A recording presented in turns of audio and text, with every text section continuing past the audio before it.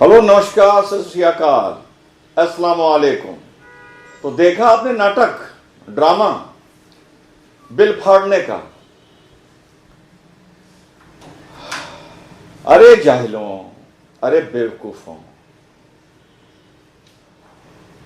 अगर तुमने 1947 के बाद अपना अहंकार फाड़ दिया होता, अपनी जिद फाड़ दी होती, अपनी ये सोच फाड़ दी होती कि हम तो हुकूमत करने के लिए ही बने हैं, तुमने ये अपनी सोच फाड़ दी होती कि 7वें आसमान पर हमारी हुकूमत है और हम ही को जन्नत जाना है, बाकी तो कीड़े मकोड़े गुमराह लोग हैं जिन्हें दोजक में ही जलना है।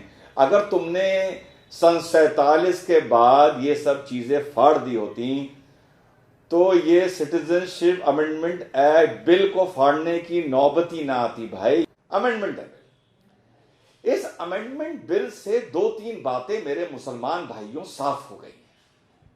पहली, चाहे अफ्रीका हो, चाहे मिडिल ईस्ट हो, अब चाहे साउथ एशिया हो, पिछले 10-15 साल में बुतेरे बुतेरे किस्से ऐसे आ गए हैं जहां मुसलमान अपना वतन छोड़ के गैर मुस्लिम के वतन भागना चाहता है या वहां रहना चाहता है। इस्लामिक सोशल थियोलॉजी में, इस्लामिक समाज शास्त्र में 3 तरह के देश बताए गए हैं। दरुल इस्लाम, जहां पे इस्लामी हुकूमत हो, शरिया हो। दरुल अमन, दरुल अमान भी कहा जाता है इसको, जहां पर इस्लामी हुकूमत ना हो पर आप वहां आराम से रह रहे हो। और तीसरा दरुल हर्ब, जहां पर एनिमी ऑफ इस्लाम हो। पहली बात तो यह कि एनिमी ऑफ इस्लाम कोई नहीं है। जहां पर भी माना जाता है कोई एनिमी ऑफ इस्लाम है, वो वाकई में जो है वो मुसलमान की हरकतों का एनिमी है, वो इस्लाम का एनिमी नहीं है। मुसलमान ये करता है बड़ी चालाकी से, और मेरे साथ भी ये करता है कि जब उसकी गर्दन मोड़ना शुरू करो लॉजिक पर, तो वो कहने लगता है अरे अरे अरे आप तो इस्लाम पे अटैक कर रहे हैं, आप तो इस्लाम के दुश्मन हैं, आप तो इस्लाम के दुश्मन हैं। ये वो छल करता है। खैर, मैं भी बहुत पुराना चावल हूं, मैं इन बातों में आता नहीं हूं। तो कभी भी कोई इस्लाम पर अटैक नहीं करता, और जितना भी इस्लाम पर अटैक हुआ है दुनिया में, इस्लाम पर, कुरान पर, हजूर पर, ये मुसलमानों की हरकतों की वजह से हुआ है, वरना सोसाइटी इतनी सेकुलर थी कि कभी भी कोई इस्लाम पर अटैक ना करता। तो मेरे हिसाब से दरुल हर्ब है ही नहीं।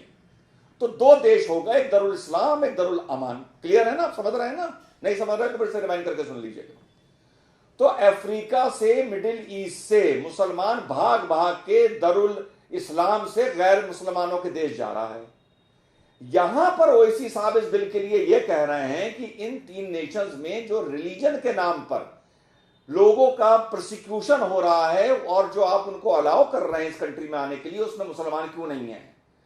तो इस बेवकूफ को और इस बेवकूफ के चमचों को कोई यह समझाए कि ये रिलीजियस प्रोसिक्यूशन की बात हो रही है, सेक्रेटेरियन या कास्ट प्रोसिक्यूशन की बात नहीं हो रही है।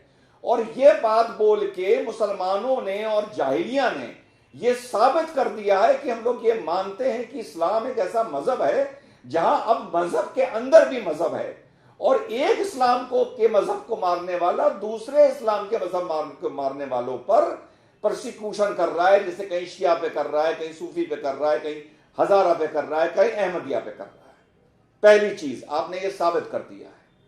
दूसरी चीज, अगर जैसे मैंने एग्जांपल दिया अफ्रीका का, मिडिल ईस्ट का और अब इंडिया का, कि आप ये कह रहे हैं कि इन दरुल इस्लाम इस्लामी देशों को छोड़ के इंडिया में मुसलमान आना भी अलाउ किया जाए, like Sikhs and like Hindus, तो फिर इसका सीधा सीधा मतलब है द कंसेप्ट ऑफ दरुल इस्लाम खत्म हो गया।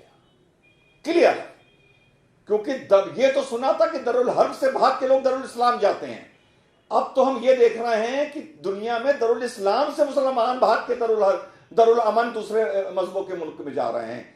मेडिटेरियन सी में अभी तक 70,000 मुसलमान डूब के मर चुका है। एक स्टडी हुई थी जिसमें यह कहा गया था मेडिटेरियन सी की मछलियों की ईटिंग हैबिट्स बदल गई हैं। जो एल्गाए यानी वीड्स या काई मछलियां खाती थी, वो ह्यूमन मीट खाने लगी हैं, और वो ह्यूमन मीट उन मुसलमानों का है जो इस्लामी देश को छोड़ के ग्रीस और यूरोप भाग रहे हैं। तो ये 3 रीजन ऑफ द वर्ल्ड से साबित हो गया कि दरुल इस्लाम खत्म हो गया है।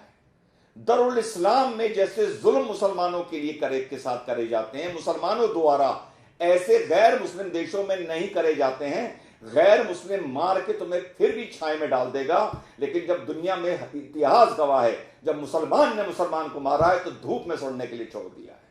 तो टेक्निकली स्पीकिंग दरुल इस्लाम खत्म हो गया। अब जब दरुल इस्लाम खत्म हो गया तो फिर उम्मा भी खत्म हो गई, उम्मा भी नहीं बची हमारी सोशल स्टडी से इस्लाम की। तो जब ये दोनों चीजें खत्म हो गई तो मेरे मुसलमान भाइयों, में तुम लोगों को एक हिदायत देना चाहता हूं कि अब इंडिविजुअल की तरह सोचने लगो। नेतागिरी ना करो, रोहिंग्या पैलेस्टीनियन ये सब ना करो, इंडिविजुअल बन जाओ। मैं कैसे खाऊं कमाऊं, मेरे बच्चे कैसे तालीम हासिल करें, मैं कैसे सोसाइटी में इज्जत पाऊं, मैं कैसे मोहल्ले में इज्जत पाऊं। इस्लाम को या मुसलमान को एक उम्मा मान के अब ना चलो। जब तुम अपनी फैमिली के साथ ये सोचने लगोगे, कहीं और कोई मुसलमान ऐसा सोचने लगेगा, कहीं और कोई और मुसलमान ऐसा सोचने लगेगा कि मेरी इंडिविजुअल जिंदगी में अपना जी रहा हूं, तो जब अलग अलग मुसलमान ऐसा सोचने लगेंगे तो इस्लाम का रुतबा अपने आप बुलंद हो जाएगा, इस्लाम की इज्जत अपने आप बन जाएगी। क्योंकि इस्लाम कोई चीज नहीं है, इस्लाम वही है जो हम और तुम मिलकर बनाते हैं। हमारी मोहल्ले में इज्जत होगी तो इस्लाम की इज्जत होगी, हमारी मोहल्ले में इज्जत नहीं होगी तो इस्लाम की इज्जत नहीं होगी। सीधी सी बात है।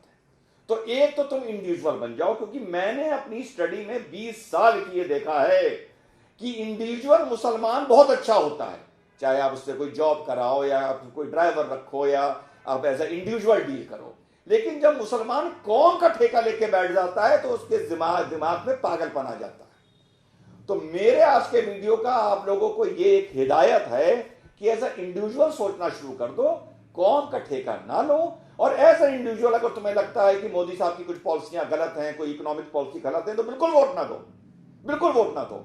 लेकिन कौम के नाम पर यह मत कहो कि हम कौम के नाम पर नरेंद्र मोदी को वोट नहीं देंगे। यह फिर अलग कोनोटेशन हो जाता है, इसका अलग मतलब हो जाता है। और अगर तुम्हें लगता है कि हमें देना है तो खुल के मोदी को वोट दो, किसी से ना डरो। मुसलमान पता नहीं क्यों ऐसी बंधी हुई आपस अपने जहनियत के अंदर खुद जेल में है। अब मैं आपको एक एग्जांपल देता हूं मुसलमान भाइयों। मुसलमान आदमी गाड़ी में म्यूजिक सुनता है, मुसलमान आदमी टीवी पे म्यूजिक सुनता है, मुसलमान आदमी पिक्चर जाके म्यूजिक सुनता है ना, एज एन इंडिविजुअल। लेकिन जब शादी होती है तो कहता है म्यूजिक नहीं चलाऊंगा क्योंकि इस्लाम में मना है। यार अजीब पागल लोग हो तुम लोग, घुट घुट के जी रहे हो अपने अरमान मार मार के। हर जगह म्यूजिक सुनोगे लेकिन शादी में नहीं सुनोगे, दुनिया को दिखाने के मारे, मुसलमान को आपस में मुसलमान को दिखाने के मारे, मौलानाओं को दिखाने के मारे क्यों डरते हो भाई? हमारी औरतें हमारे साथ पिक्चर जाती हैं, तुम्हारी भी जाती होंगी, मार्केट जाती हैं, प्लेन में जाती हैं, ट्रेन में जाती हैं, भले हिजाब पहने हो, मुंह खुला रहता है, गैरों की नजर भी पड़ती होगी, हमारे घर की औरतों पे भी पड़ती है, तुम्हारे घर की औरतों पे भी पड़ती होगी, हर चीज नॉर्मल है गैरों के सामने। लेकिन जब तुम्हारे घर में शादी होगी तो कहोगे कि औरतें उस कोने में जाके बैठेंगी पर्दे के पीछे। यार बड़े पागल लोग हो, गैरों के सामने मुंह खोल के औरतें घूम रही हैं और रिश्तेदारों के सामने अलग पर्दे में जाके बैठ रही हैं। तुम लोग ये दोहरी जिंदगी क्यों जीते हो?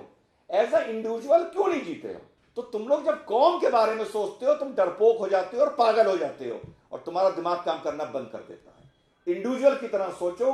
साबित कर चुका हूं अफ्रीका का, मिडिल ईस्ट का और इंडिया का इतिहास बता के कि दरुल इस्लाम खत्म हो गया है, उम्मा खत्म हो गई है।